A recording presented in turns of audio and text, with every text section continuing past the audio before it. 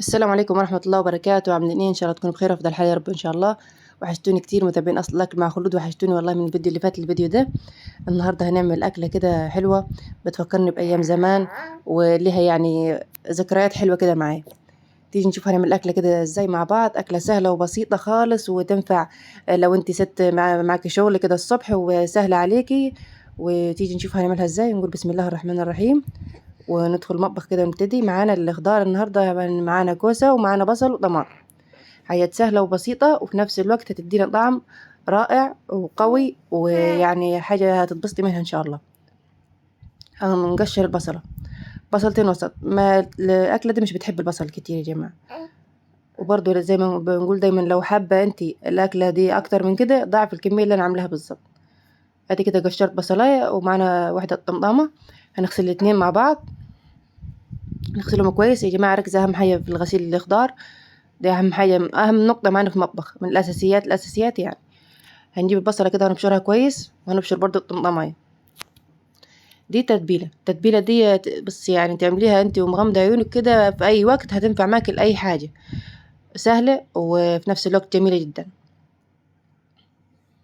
هتسد معاكي يعني في أي وقت انت مزنوقة مش عارفة تعملي تتبيلة ايه، هتعمل أحلى تتبيلة بصراحة. بصل وطماطم، وهنشوف التوابل دلوقتي مع بعض. صلوا بينا على النبي كده، اللهم صل وسلم على سيدنا محمد. حطيت لايك للوصفة الحلوة دي ولا لسه يا جماعة؟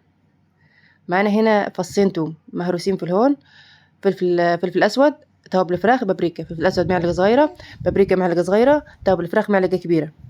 وهنحط ملح وهنحط زيت. الزيت يا جماعه بيخلي الفراخ كده طريه وبيديها لمعه وبيخلي تشرب التتبيله كده كويس. تمام. الفراخ غسلاها ومقطعاها ومنطفاها ومنقعاها في خل كده وليمون وملح وزي الفل اهي. هنجيبها كده هنعمل فيها فتحات في كل قطع الفراخ. يا ما يستحسن ما تعمليش زي ما انا عامله كده وحطيها على بلانشه وعمليها فيها الفتحات دي عشان ما تتعورش في صباعك. تمام. هنعمل الكميه كلها معانا نفس النظام. لو انت حابه تستخدمي فرخه كامله مش هنقول لك لا، يعني عادي استخدميها واعملي برضو فيها فتحات وحطي التتبيله كده تحت الجلد وزي الفل معاكي. بس يستحسن ما تستخدميش فرخه كبيره اكتر من 2 كيلو، يعني خليكي كيلو ونص زي كده. ونديها المساج اللي كويس، ندخل التتبيله تحت الجلد. والفتحات اللي احنا عملنا فيها دي برضه نحاول نديها، نحط فيها كده التتبيله. اهم حاجه تتبليها كويس وتديها تقليبه كده كويسه المتينه يعني في التتبيله. تيجي هنعمل الصينيه مع بعض. الصينيه دي هنحتاج لها كوسه وبصل. يعني شايفين انا عامله نص كيلو كوسه وبصلايه واحده. ما تكتريش بصل عشان مش بيبقى حلو فيها. لو انت بتحب البصل حطي. تمام. ادي الكوسه هنشيل الحته اللي من فوق والحته اللي من تحت، ومش هنقشرها ولا هنعمل فيها اي حاجه. هي الكوسه حلوه كده ومظبوطه. بصل احمر، انا بحب البصل الاحمر على فكره يا جماعه، مش بحب البصل الابيض خالص، لان البصل الاحمر فيه تسكيره حلوه كده بتخلي الاكل طعمه حلو، وبتظبط معايا لون الصلصه بالذات لو انا عامله تسبيكه طماطم كده حمرا بالبصل، بيخليها لونها تحفه وجميل. الاكله دي بصراحه يعني ليها ذكريات حلوه كده معايا. كان بابا كده دايما لما كان بيجي من السعوديه كان بيخلي ماما تعملها لنا، بس بتعملها بطريقه تانية هي يعني بصراحه.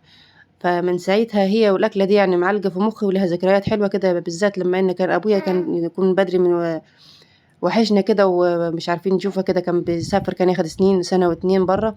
فلما كان بيجي بالنسبة لنا دي يعني الأكلة المفضلة، يعني بنستنى بابا يجي عشان ماما تعملها لنا. كانت بتعملها ازاي ماما؟ بتجيب الرقات، تعملها رقات في حلة يكون كده الودان بتاعتها القديم بتاعت الحلة يعني استانلس أو ألمون، يعني ما يكون تنفع تخش الفرن معاكي. هترصي من تحت بصل، وفوقيه طرنشات بطاطس، وفوقيه طرنشات طماطم. وكانت زي ما قلنا بتحط بطاطس وطماطم، بصل وبطاطس وطماطم، رقات رقات رقات. بعد كده تجيب الفراخ كده وتحطها في النص. كانت بتعمل دبابيس يا اما أجنحة عشان بتبقى سهلة في التسوية. بس كانت بتتبلها بفلفل أسود وملح بس والله يعني الصينية يا جماعة أو الحلة اللي كانت تعملها أمي في الفرن، يعني تاكلي صوابعك وراها حرفيا. حرفيا من جمالها ولذتها، والفلفل الأسود فيها مش محتاجة أي توابل تاني ولا أي حاجات من الحاجات اللي احنا بقينا نستخدمها الأيام دي. حاجة كده خفيفة وفي نفس الوقت صحية وطعمها فوق الرائع. إذا كده عملنا الطماطم حطيناها ونحط فوقها إيه قطع الفراخ. سهلة وبسيطة في نفس الوقت برضو صحية، ما فيهاش دهون، ما فيهاش أي حاجة، تنفع للرجيم. تنفعك لو انتي ست بيت زي ما قلنا، انتي موظفة ومعاكي شغل الصبح وعايزة حاجة سهلة كده وسريعة معاكي. نرص الفراخ كده كويس. برضو التتبيلة دي مش هنستغنى عنها أبدا، لا راح نحطها فوق الفراخ كده هتاخد وش معانا وتطلع زي العسل في الآخر. ويلا بينا على البوتاجاز. البوتاجاز الأول، على البوتاجاز الأول اديها كده غلوة كده، تحس ان الفراخ بقت والخضار كده نص سوا، وهندخلها الفرن وتطلع معاكي أحلى صينية فراخ حكاية والله جميلة جدا. ادي كده الرز، هنعمل رز عادي بس المرة دي في حاجة غريبة.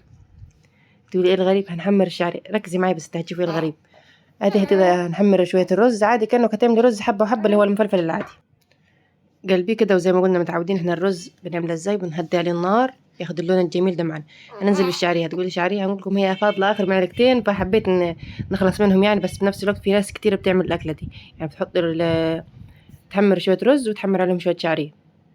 الفكرة الرز الحب وحبة طعمه أقوى وقوي ومش بيحب كتير يعني نعمله على طول يعني، بس نحب هو الرز اللي هو بشعرية أكتر أو الرز الأبيض.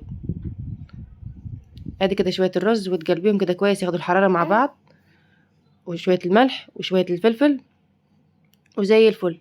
أحلى شوية رز مفلفلين زي العسل. ادي كده المية المغلية، شايفة القشة دي؟ شايفة المية اللي بتغلي واللي حصل الفوران ده؟ تضمني ان الرز هيطلع مفلفل معاكي وزي الفل. كل واحدة وبنت عمها زي ما بيقولوا. بس كده. وادي شوية مرقة، دي مرقة مرقة فورية بس مرقة لحمة. تمام. قلبناه وادي هنغطي عليه ونهدي النار خالص وما تقلبيهش. ادي كانت بصي شفت، ركزي معي، نص سوا الفراخ والكوسة.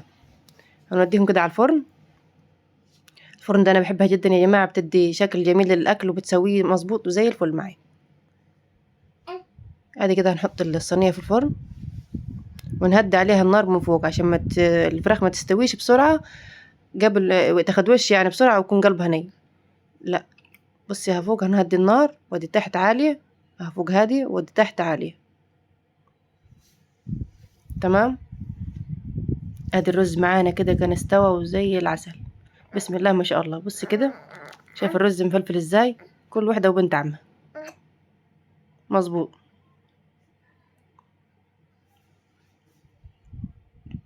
هتقولي لي ليه مش بتقولي مقدار المية؟ لان يا جماعة كل رز يعني انا مجربه انواع رز كتير، كل رز بيختلف عن التاني.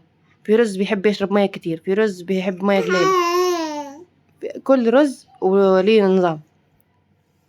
فخلينا احنا ماشيين بالمبدأ الثابت يعني كده، اللي هو ايه، كل كوبايه رز لها كوبايه ميه، اللي هو الرز المصري العادي. ادي كده هنعمل شويه ملوخيه ناشفه. الملوخيه الناشفه كده هنحمر لها شويه توم في السمنه. تقولي هنقول لكم في ناس بتعملها زي الملوخيه الخضراء عادي وبتعملها طشه، لا اسمعي شوفي الطريقه دي وهتدعي لي. الملوخيه الناشفه لها اكتر من طريقه، وفي ناس بتحط لها طماطم وبتاعت الطماطم بتبقى جميله جدا، وهنوريها لكم على مره في فيديو تاني. ادي الملوخيه الناشفه بتاعتنا الصعيدي، بسم الله ما شاء الله عملتها. ادي كده الفراخ كانت طلعت من الفرن واخده الوش عادي جامد، اعتقد يعني هي تشرح نفسها يعني، هي الجمال عدى الكلام. شايفين الجمال؟ بسم الله ما شاء الله، الله اكبر، جميله جدا. ادي كده هنقدر نقدم الصينيه بتاعتنا، تقدم الاطباق كده لاولادك كده وجوزك بشكل حلو كده تفتح النفس. بسم الله ما شاء الله، ودايبه كده ومستويه، الله اكبر.